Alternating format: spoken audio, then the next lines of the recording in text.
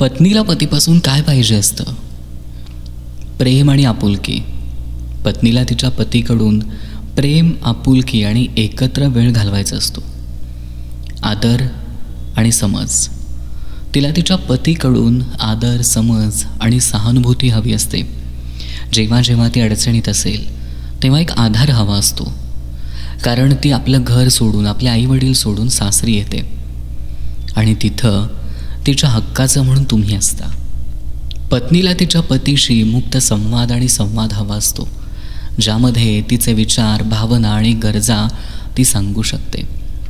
लगेच ती सांगते म्हणून किरकिर करते असं म्हणून तिच्यावर ओरडू नका. तिला समजून घ्या, कारण ती मनातल्या सगळ्या गोष्टी फक्त तुम्हालाच सांगू शकते. तिला जीवनातील आव्हानांमध्ये तिच्या पतीचं सहकार्य आणि समर्थन हवं असतं. तिला एखादी गोष्ट करायची आहे, तिला तुम्हीच सपोर्ट करायला हवा आहे. पत्नीला तिच्या पतीकडून विश्वास आणि प्रामाणिकपणा हवा असतो, जो नातेसंबंधांचा पाया आहे. कारण दोघांचं नातं तेव्हाच टिकतं जेव्हा दोघांचाही एकमेकांवर विश्वास असतो.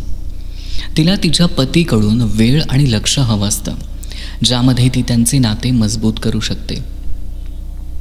एक साधी गोष्ट सांगतो. बायकोनं आज जेवण बनवलंय, छानच बनवलं असेल, त्यावेळेस थोडं तिच्या जेवणाचं कौतुक करा, तिच्या दिसण्याचं कौतुक करा, तिच्या सौंदर्याचं कौतुक करा. तिला अटेन्शन दुसऱ्यांकडून नको असतं, गल्लीतल्या येण्या जाणाऱ्यांकडून नको असतंय. तिला अटेन्शन हवं असतंय आपल्या नवऱ्याकडून. पत्नीला तिच्या पतीकडून सहानुभूती आणि समज हवी असते, जो तिला तिच्या भावना समजून घेण्यात मदत करतो.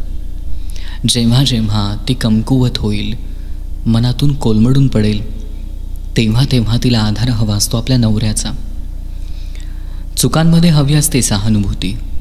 एक पती म्हणून, एक मित्र म्हणून, एक सखा म्हणून फक्त तीच तिला द्या.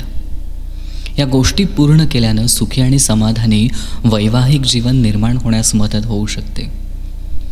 खरं तर नवरा बायकोचं नातं हे या सगळ्या गोष्टींमुळं अधिक फुलतं. बायको घरी असते, तुमच्यासारखं ती जॉबला जात नाही किंवा बाहेर जात नाही, सो ती घरात कोंडल्यासारखी होते. फक्त तिचा श्वास कोंडू देऊ नका, तिच्या सोबत राहा. मग तो वेळ चांगला असो किंवा वाईट असो.